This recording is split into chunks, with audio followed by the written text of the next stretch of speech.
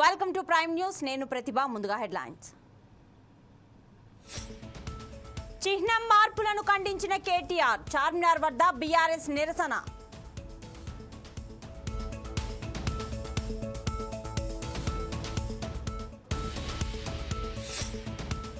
నర్సీపట్టణంలో పోలీసుల cotton search, 36 బైకులను seize.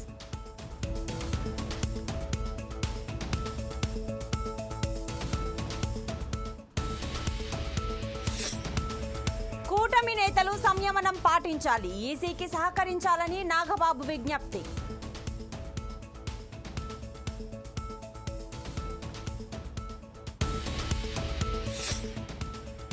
Warangal జిల్లాలో counting ఏర్పాట్లు, ఓట్ల లెక్కింపు నిర్వహణపై అధికారుల సమీక్ష.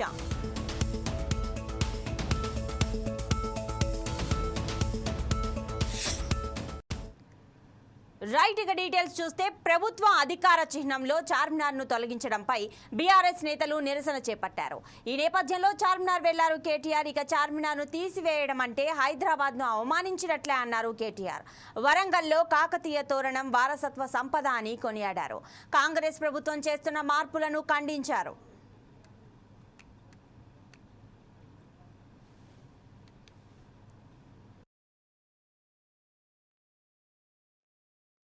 चारमीनार है, ना सिर्फ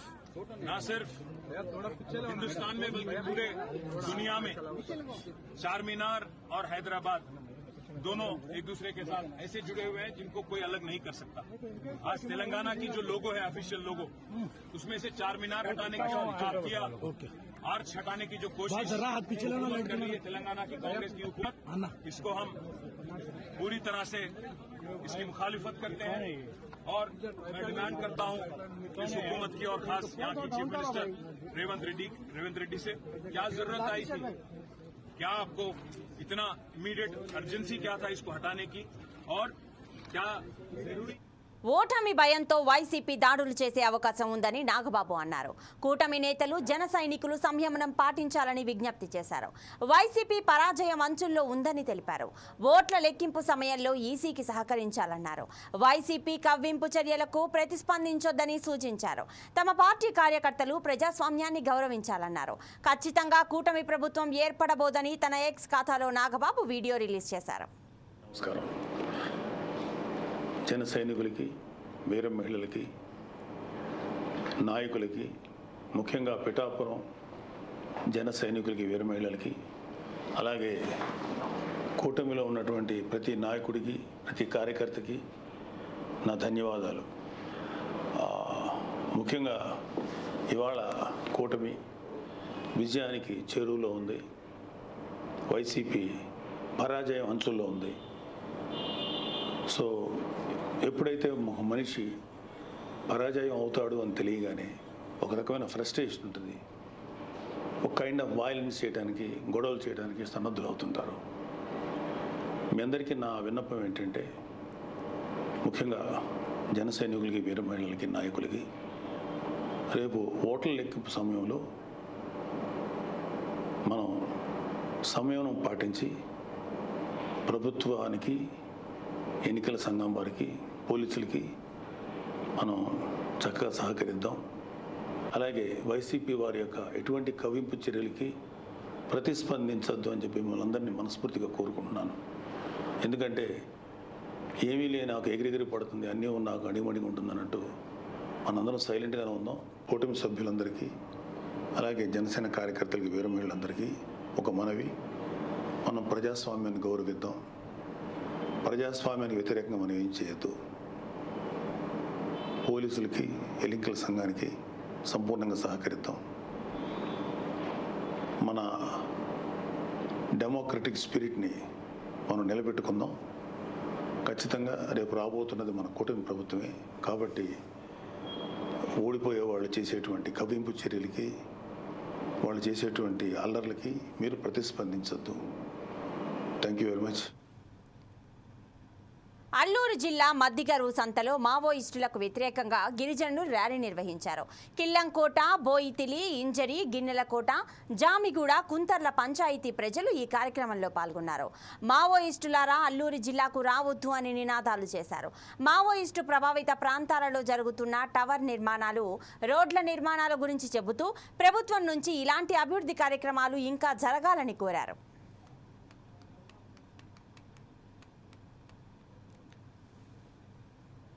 మంచిది వచ్చింది కాబట్టి మాకు రోడ్డు సహకారం ఉంది, ఆంబులెన్స్ సహకారం ఉంది. కొన్ని గ్రామాలకి సిగ్నల్ కూడా అందుబాటు లేకుండా ఉండింది, కొన్ని గ్రామాలకి రోడ్డు కూడా లేకుండా ఉండింది. ఇప్పుడు మాకు సదుపాయంలో ఇప్పుడు మాకు సహాయం చేస్తున్నారు. కొన్ని గ్రామాలు ఇప్పుడు తార్ రోడ్డు లేదు, సీసీ రోడ్డు లేదు, మాస్టు పోవడం మాకు చాలా మంచిగా ఉందనేసి మేము అభిప్రాయం చేస్తున్నాము. మాకు ఇప్పుడు స్కూళ్ళు కావాలి, రోడ్లు కావాలి. మాది కుంటూరులో పంచాయతీ పెదబయలు మండలం బంతల చిన్నగా మాట్లాడుతున్నాను. ఇక్కడ సార్ మీరు అందరికి మాకు పేదవాళ్ళకి పేద కుటుంబాలకి మాకు సహాయం చేస్తారని ఈ ర్యాలీ. నర్సీపట్నం మున్సిపాలిటీ పరిధిలోని పలు ప్రాంతాల్లో పోలీసులు కాటన్ సెర్చ్ నిర్వహించారు. ఈ సందర్భంగా ఒక ఆటో, రికార్డులు లేని 36 ద్విచక్ర వాహనాలను సీజ్ చేశారు. నాటుసారా, గంజాయి కలిగి ఉన్న వారిని గుర్తించి వారిపై కేసులు నమోదు చేస్తున్నామన్నారు డీఎస్పీ. 11 మందిపై రౌడీ షీట్స్ తెరిచినట్లుగా చెప్పారు. జూన్ 4న కౌంటింగ్ కారణంగా ఎటువంటి అవాంఛనీయ సంఘటనలు చోటు చేసుకోకుండా ఉండేందుకు గాను ముందస్తు చర్యగా 144 సెక్షన్ అమలు చేస్తున్నామన్నారు. నేను నర్సీపట్నం డిఎస్పీ. ఈరోజు నర్సీపట్నం టౌన్లో యాతపేట అనే కాలనీలో ఈరోజు సెర్చ్ అండ్ కార్డన్ ఆపరేషన్స్ చేశాము. నర్సీపట్నం సబ్ డివిజన్ స్టాఫ్ సహాయంతో చేశాము. ఈ సందర్భంగా ఒక 37 వెహికల్స్, 2 వీలర్స్ ఇంక్లూడింగ్ ఒక ఆటో కూడా మేము సెక్యూర్ చేసుకున్నాము. ఈ కాకుండా కూడా ఒక 3 లీటర్ల సారా లోకల్గా ఒక ఇంట్లో అది మేము సీజ్ చేసాము. ఈ 37 వెహికల్స్ మరియు సారాకు సంబంధించి క్షుణ్ణంగా వెహికల్స్ వరకు రికార్డ్స్ అన్ని వెరిఫై చేసి సంబంధిత యజమానులకి జెన్యూనెస్ వెరిఫికేషన్ తర్వాత హ్యాండ్ ఓవర్ చేస్తాము. ఏవైతే వెహికల్స్ జెన్యూనెస్ లేకుండా, సరైన రికార్డు లేకుండా ఉన్నాయో వాటి మీద చట్టరీత్యా చర్యలు తీసుకుంటాము. అలాగే ఆర్కి సంబంధించి 3 లీటర్ల ఆర్కి సంబంధించి కూడా మనకి ఆధారాలను బట్టి అక్కడ ఎవరైతే ఇంట్లో దొరికిందో వాళ్ళ మీద కూడా మేము చట్టరీత్యా చర్య తీసుకుంటాము. ఇవి నర్సీపట్నం సబ్ డివిజన్లో రోజుకొక చోట కార్డన్ సెర్చ్ చేస్తున్నాము. నిన్న నక్కపల్లి అర్బన్లో చేశాము. అంతకుముందు కూడా నాతవరం మండలంలో, అలాగే మాకవారిపాలెం మండలంలో కూడా కార్డన్ సెర్చెస్ చేశాము. అలాగే ఎస్రాయవరం లిమిట్స్లో అడ్ రోడ్ దగ్గర కూడా హైవే మీద కార్డన్ సెర్చ్ చేశాము. ప్రతిరోజు కూడా ఏదో ఒక ప్రదేశంలో నర్సీపట్నం సబ్ డివిజన్లో కార్డన్ సెర్చ్ చేస్తున్నాము. చాలా చోట్ల మాకు ఈ గంజాకి సంబంధించి, అక్రమ సారాకు సంబంధించి వెహికల్స్ ట్రాన్స్పోర్టేషన్ జరుగుతుందనేది, అక్రమంగా ట్రాన్స్పోర్టేషన్ జరుగుతుంది ఈ 2 వీలర్స్ ద్వారా అనేది మనకి సమాచారం ఉంది. అందువల్ల క్షుణ్ణంగా వెహికల్స్ అన్ని వెరిఫై చేస్తున్నాము. ఎక్కడైతే వెహికల్స్ మాకు సరైన ఆధారాలు లేకుండా వెహికల్స్ తిరుగుతున్నాం అన్నీ కూడా మేము చట్టరీత్యా చర్యలు తీసుకుంటున్నాము. వీటి మీద కూడా కేసులు కూడా మేము కట్టాము. ఈ సందర్భంగా ముఖ్యంగా ప్రజలకు విజ్ఞప్తి చేసేది ఏంటంటే, నర్సీపట్నం సబ్ డివిజన్ను సంబంధించి చాలామందికి ఈ మధ్యకాలంలో అసాంఘిక శక్తుల మీద కూడా రౌడీ షీట్స్ అవి ఓపెన్ చేశాము. అలాగే నార్కోటిక్ డ్రగ్స్ ఎన్డీపీఎస్ యాక్టివిటీస్లో పార్టిసిపేట్ చేసిన, గంజా అక్రమ రవాణాలో పార్టిసిపేట్ చేసిన వీళ్ళ మీద ఇండివిజువల్స్. పశ్చిమ గోదావరి జిల్లా భీమవరం మాజీ ఎమ్మెల్యే పులపర్తి రామాంజనేయులు పుట్టినరోజు వేడుకలను ఘనంగా నిర్వహించారు. రాష్ట్ర Janasena party protocol chairman Mallineedi Tirumalarao Bobby ఆధ్వర్యంలో కేక్ కట్ చేశారు. 500 మంది పేద మహిళలకు చీరలు పంపిణీ చేశారు. 100 మంది వికలాంగులకు దుప్పట్లు, ఫ్రూట్స్ పంచిపెట్టారు. మరో 100 మందికి రక్తదానం చేశారు. భీమవరం నియోజకవర్గం జనసేన పార్టీ అభ్యర్థి అయిన పులపర్తి శ్రీరామాంజనేయులు గారు, అందరూ ముద్దుగా అంజుబాబు అని పిలుస్తారు. అంజుబాబు గారికి పుట్టినరోజు శుభాకాంక్షలు. ముందుగా ఇలాంటి పుట్టినరోజులు మంచి భవిష్యత్తులో ఎమ్మెల్యే అయ్యి, హ్యాట్రిక్ ఎమ్మెల్యే అయ్యి ఇంకా భవిష్యత్తులో గ్రాండ్గా చేసుకోవాలని మేము కోరుకుంటున్నాం. అంజుబాబు గారు నుండి నూరేళ్ళు ఆయురారోగ్యాలతో సుఖ సంతోషాలతో ఉండాలని, అలాగే భీమవరంలో పేదలు, బడుగు బలహీన వర్గాలకి చేయూతిస్తూ ఆయన ముందుకు నడవాలని నేను కోరుకుంటున్నాను. అంజిబాబు గారికి జన్మదిన శుభాకాంక్షలు. అలాగే ఈరోజు ఇక్కడ రక్తదాన శిబిరం, అలాగే చీరలో పేదవారికి చీరలు ఇవ్వడం జరిగింది. అలాగే మన రాట్నాల శ్రీనివాసు వికలాంగులకి దుప్పట్లో ఇవ్వడం జరుగుతుంది. నేనేమో చీరలు పంచి పెడతాం జరిగింది. ఇదంతా కూడా మా రాము మీ అందరం ఉండి నడిపించారు. అందరికీ కూడా కృతజ్ఞతలు. జై జనసేన, జై పవన్ కళ్యాణ్. ఈరోజు మా ఎమ్మెల్యే గారైన అంజిబాబు గారు జన్మదిన సందర్భంగా ఈరోజు దాదాపుగా మా బాబీ అన్నయ్య 500 మంది పశ్చిమ గోదావరి జిల్లా Bhimavaram SRKR engineering college, Vishnu కాలేజీలలో ఏర్పాటు చేసిన స్ట్రాంగ్ రూమ్లను, కౌంటింగ్ కేంద్రాలను రాష్ట్ర ప్రధాన ఎన్నికల అధికారి ముఖేష్ కుమార్ మీనా పరిశీలించారు. ఈసీఐ నిబంధనల మేరకు ఓట్ల లెక్కింపునకు చేసిన ఏర్పాట్లపై ఆయన సంతృప్తి వ్యక్తం చేశారు. ముఖేష్ కుమార్ మీనా సార్ వెస్ట్ గోదావరి జిల్లాకు వచ్చి 2 సెంటర్స్ ఎస్ఆర్కేఆర్ మరియు విష్ణు కాలేజ్ రావడం జరిగింది. అండ్ సార్ ద్వారా ప్రతి constituency strong room, security arrangements ఎట్లా ఉన్నాయి, కౌంటింగ్ సెంటర్స్, పార్లమెంట్ మరియు అసెంబ్లీ చూడడం జరిగింది. సార్ ద్వారా పోస్టల్ బ్యాలెట్ కౌంటింగ్ ఎట్లా చేయడం జరుగుతుంది, కౌంటింగ్ ఏజెంట్స్ ఏం పాయింట్ వరకు వస్తారు, తర్వాత సెక్యూరిటీ ప్రోటోకాల్ ఎట్లా ఉంటుంది, తర్వాత కౌంటింగ్ సెంటర్ లోపల ఏమేమి అరేంజ్మెంట్స్ ఉన్నాయి, అండ్ ఆ రోజు క్యాండిడేట్స్ ఏం పాయింట్ వరకు వస్తారు, కౌంటింగ్ ఏజెంట్స్, కౌంటింగ్ ఆఫీషియల్స్ కోసం బస్సెస్ ఎట్లా ప్లాన్ చేస్తున్నాము. సో అన్ని విషయంలో చర్చ చేయడం జరిగింది, సరిగ్గా ఎక్స్ప్లెయిన్ చేయడం జరిగింది. సో ఫస్ట్ ఎస్ఆర్కేఆర్లో వెళ్ళి అక్కడ 3 tier సెక్యూరిటీ చూడడం జరిగింది. అండ్ సిఐఎస్ఎఫ్తో కూడా మాట్లాడడం జరిగింది. ఇప్పటివరకు ఎట్లా ఉంది సిచ్యువేషన్, క్యాండిడేట్స్ వస్తున్నారా, క్యాండిడేట్స్ ఏజెంట్ వస్తున్నారా, 20 క్వశ్చన్స్ కూడా సార్ అడిగారు. అండ్ మనం రెస్పాన్స్ ఇచ్చాము. తర్వాత ఎస్ఆర్కేఆర్లో as well as Vishnu college 2 సెంటర్స్లో మనం మీడియా సెంటర్స్ కూడా ఏర్పాటు చేస్తున్నాము. ఆ మీడియా సెంటర్స్ కూడా చూడడం జరిగింది. సో అక్కడ అరేంజ్మెంట్స్, ఫుడ్ అరేంజ్మెంట్స్ ఎట్లా చేయాలి, అన్నీ బేసిక్లీ మనం సార్కి ఆన్సర్స్ ఇచ్చాము. ఇంకా కాకుండా ఇప్పుడు విష్ణు కాలేజ్లో కూడా చూశారు. విష్ణు కాలేజ్లో పాల్కొల్లి, ఆచంట, నరసాపురం, తణుకు 4 కాన్స్టిట్యున్సీ సంబంధించి స్ట్రాంగ్ రూమ్ మరియు కౌంటింగ్ సెంటర్స్ సార్ విజిట్ చేశారు. అండి ఈరోజు chief electoral officer Mukesh Meena sir ఇక్కడ భీమవరం రావడం జరిగింది. మీకు కలెక్టర్ సార్ ఇప్పుడు చెప్పినట్టుగా ముందు ఎస్ఆర్కేఆర్ కాలేజ్, తర్వాత విష్ణు కాలేజ్, ఈ 2 చోట్ల మన కౌంటింగ్ సెంటర్స్ అన్నీ కూడా strong rooms and counting halls అన్నీ కూడా సార్ చూశారు. అక్కడ పకడ్బందీగా మనం 3 layer సెక్యూరిటీతో పెట్టుకున్నాము. అవన్నీ కూడా సార్ రివ్యూ చేశారు.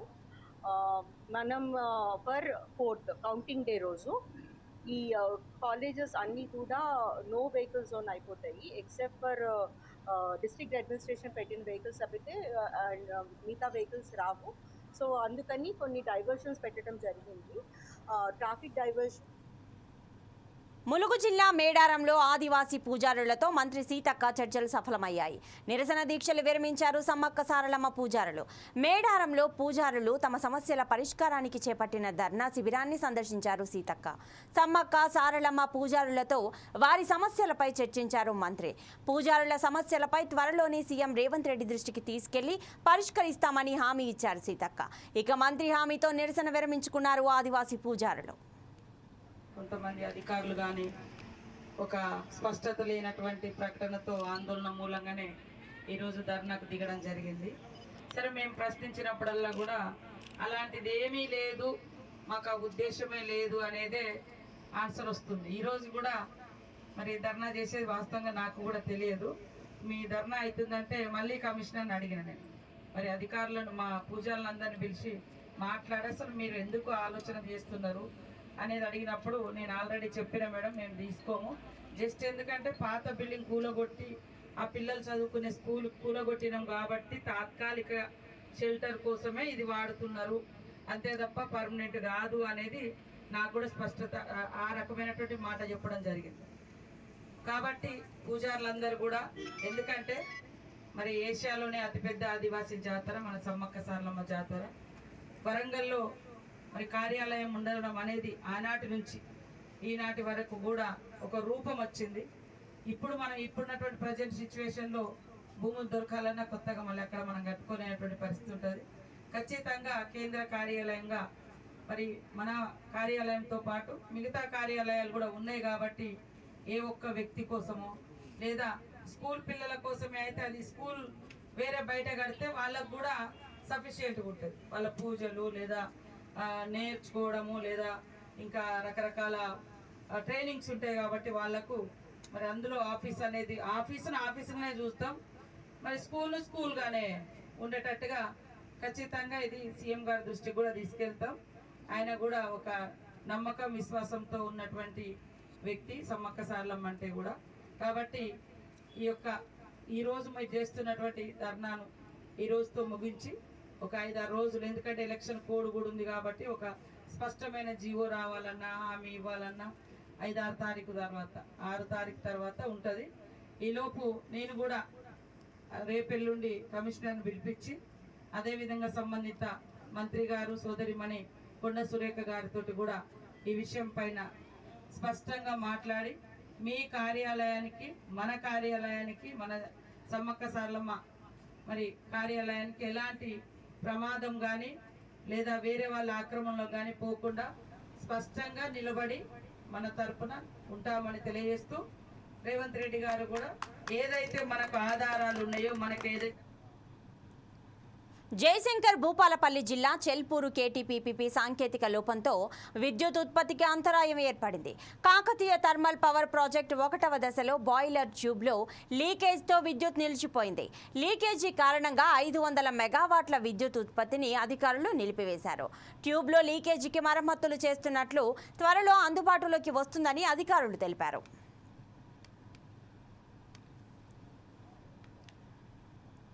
రాష్ట్ర ఐటీ పరిశ్రమల శాఖ మంత్రి దుద్దిల్ల శ్రీధర్ బాబు జన్మదిన వేడుకలను కాంగ్రెస్ ప్రజాప్రతినిధులు, నాయకులు, అభిమానులు ఘనంగా నిర్వహించారు. జయశంకర్ భూపాలపల్లి జిల్లాలోని మంత్రి దుద్దిల్ల శ్రీధర్ బాబు సొంత మండలం కాటారంలో కేక్ కట్ చేశారు. స్థానిక హనుమాన్ ఆలయంలో శ్రీధర్ బాబు ప్రత్యేక పూజలు చేసి పుట్టినరోజు కార్యక్రమంలో పాల్గొన్నారు.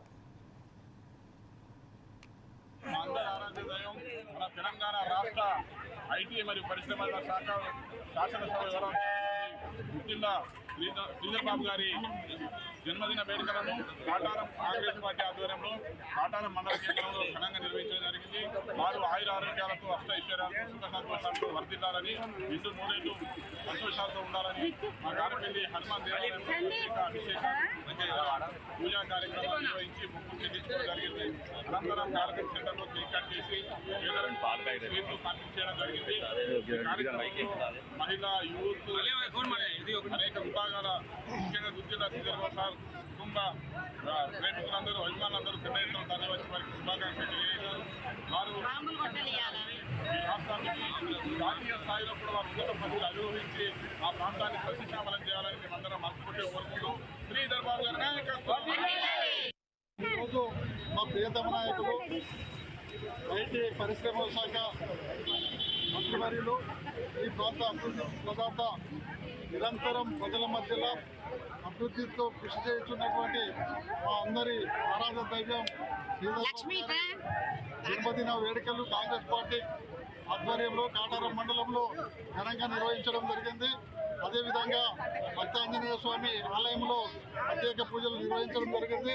ఈ కార్యక్రమానికి ఇచ్చేసినటువంటి మహిళా సోదరులకు, పాత్రికేయ మిత్రులకు, అదేవిధంగా కాంగ్రెస్ పార్టీ కార్యకర్తలకు, నాయకులకు, సర్పంచులకి, ఎంపీసీలకి అందరికీ పేరు పేరున నమస్సుమాంజలు తెలియజేస్తున్నాం. ఆరాధన దైవం అయినటువంటి శ్రీధర్ బాబు గారు నూరేళ్లు ఆయురారోగ్యాలతో ఈ ప్రాంతాన్ని అభివృద్ధి చేసే విధంగా ముందుకు వెళ్ళాలని. వరంగల్ జిల్లాలో జూన్ 4న నిర్వహించనున్న పార్లమెంట్ ఎన్నికల కౌంటింగ్ కోసం అన్ని ఏర్పాట్లు పూర్తి చేశారు అధికారులు. 7 అసెంబ్లీ సెగ్మెంట్ల కౌంటింగ్ ఏర్పాట్లను police commissioner Ambar Kishore, GWMC commissioner Ashwini Tanaji Wakade, అదనపు కలెక్టర్లు రాధికా గుప్తా, సంధ్యారాణి, డిఆర్ఓ శ్రీనివాస్ క్షేత్రస్థాయిలో పరిశీలించారు. ఎన్నికలను నిర్వహించుటకు సంబంధించిన అధికారులకు దిశానిర్దేశం చేశారు.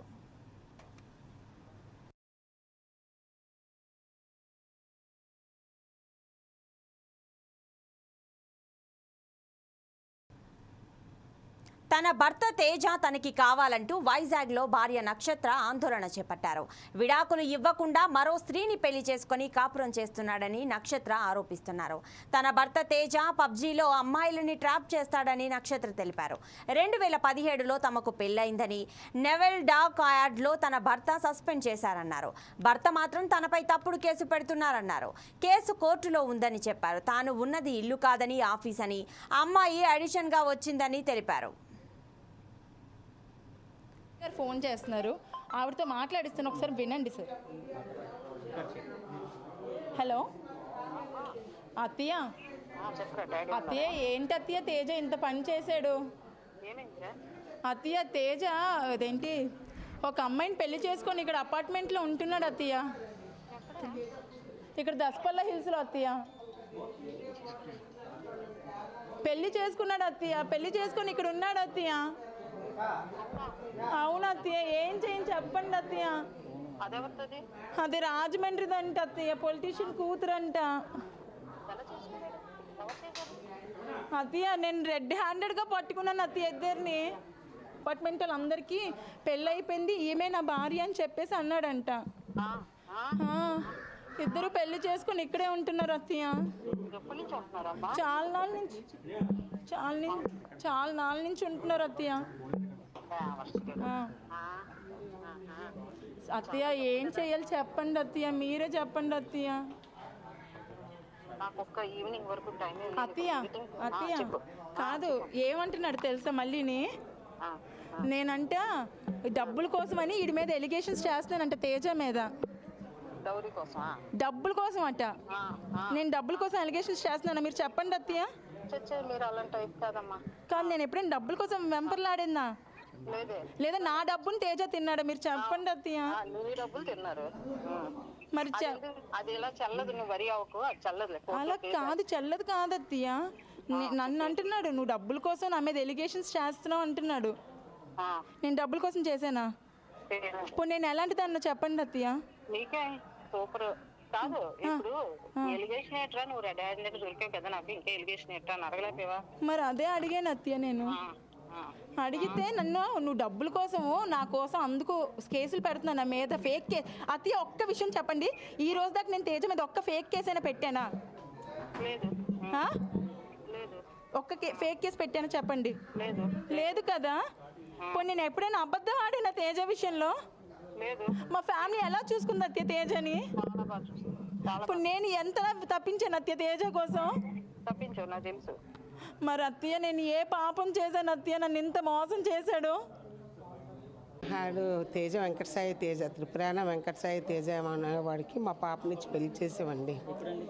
2015 అండి, 2015లో చేసాం. 2016లో పాప పుట్టింది. ఒక 1 ఇయర్ బాగున్నారండి. ఒక మాయ చేసి వెంకటేశ్వర స్వామి మాల వేసుకొని వచ్చి ఆ గుడిలో పంతులు గారు చెప్పారు మీ అమ్మాయినే చేసుకుంటానని. అలా మాయ చేసి నేను మారట తల్లి దగ్గర ఉంటున్నాను, నాకు తల్లి మా నాన్న మా అమ్మ విడిపోయారని మా నుంచి సంపత్తి పట్టి చేయించుకొని పెద్దోళ్ళు కూడా ఇంప్రెషన్ చేసి మాయ చేసి, ఫోన్లే ఇలాంటి వాడికి ఏదైనా మన పిల్లల్ని ఇస్తే ఎటువంటి టార్చర్ ఉండదు, దగ్గరలో ఉంటుంది పిల్ల అని వాడికి ఒక అపార్ట్మెంటు, కారు అప్పు చేసి బంగారం అమ్ముకొని ఆడికి ఒక్క కూతురే కదా అని ఒక 60 లక్షల దగ్గర పెట్టేవండి పెట్టుబడి అంతా. ఆడేంటి పెద్ద మాయగాడు, ఆడు సినిమాలకనే 10 లక్షలు తీసుకున్నాడు. బ్యాక్ డోర్ సినిమా తీస్తామని రీసెంట్గానే ఒక 3 సంవత్సరాలు 4 సంవత్సరాల క్రితం. వాళ్ళ పెళ్ళి 9 సంవత్సరాలు అయిపోతుంది. అలాంటి వాడు మాయోళ్ళు పిల్లకి కాల్చేసేవాడు, మెట్ల మీద తోసేవాడు. అవన్నీ ఫొటోస్ ఉన్నాయండి. పిల్ల మాకు చెప్పేది కాదు. మా అమ్మాయికి బలవంతంగా పెట్టి ఇంత డబ్బు నష్టం చేశాను, ఇలా చెప్తే ఎక్కడ గొడవలు అవుతాయి అని అంతా భరించిందండి. లాస్ట్కి ఒక రోజు పడుకున్నప్పుడు ఆడు ఫోను పాప చూసిందండి. అంత ఇన్లీగల్ అఫైర్సే. పబ్జీ గేమ్ ఆడడము, అమ్మాయిలతో చాటింగ్ చేయడము, ఓఏ రూములకి వచ్చి మన రావిపాడు గ్రామంలో జరిగిన ఘర్షణలపై 4 సైడ్స్ టీవీ బ్రేకింగ్ ప్రచురించింది. దీనికి స్పందన లభించింది. ఆర్మీ జవాన్ ఫ్యామిలీకి అండగా నిలబడింది 4 సైడ్స్ టీవీ. దళిత వర్గాలు జవాన్కి జరిగిన గొడవలో మరో చోట భూమిని కేటాయిస్తామని హామీనిచ్చారు జిల్లా కలెక్టర్. ఉద్రిక్తతలు జరగకుండా ఎస్పీ ఇరు వర్గాలకు నచ్చచెప్పారు. రావిపాడులో సైనికోద్యోగికి ఇచ్చిన స్థలంలో అంబేద్కర్ విగ్రహం ఏర్పాటు చేస్తామంటూ దళిత వర్గాల నిర్ణయించడంతో గ్రామంలో ఈ ఉద్రిక్త వాతావరణం నెలకొంది. పలివేల నాగేశ్వరరావు అని చెప్పేసి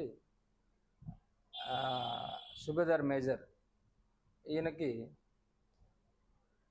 మార్చి నెల 2024 సంవత్సరంలో ఆర్మీ పర్సనల్స్ కోటాలో అతనికి నివాస స్థలం ఒక 3 సెంట్లు నివాస స్థలము అప్పటి జాయింట్ కలెక్టర్ గారు ఆయనకి మంజూరు చేస్తున్నారు. దాని ప్రకారము అతనికి పొజిషన్ సర్టిఫికేటు అలాగే స్థలం సంబంధించి పట్టా కూడా అతనికి ఇవ్వడం జరిగింది.